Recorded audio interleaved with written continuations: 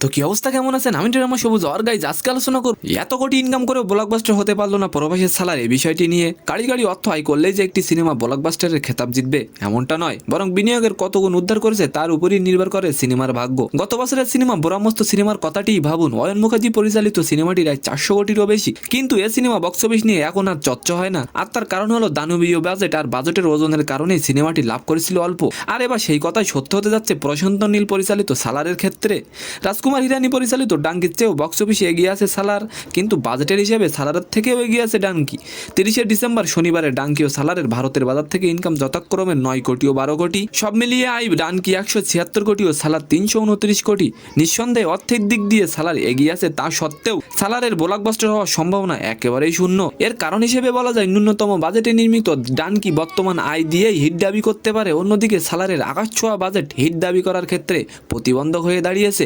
তো সম্মানিত দর্শক, আজকের ভিডিওটি কেমন লাগলো অবশ্যই কমেন্ট বক্সে জানাবেন। আর ভিডিওটি যদি ভালো লাগে অবশ্যই একটি লাইক দিয়ে আমাদের চ্যানেলটিকে সাবস্ক্রাইব করে দিবেন। ধন্যবাদ।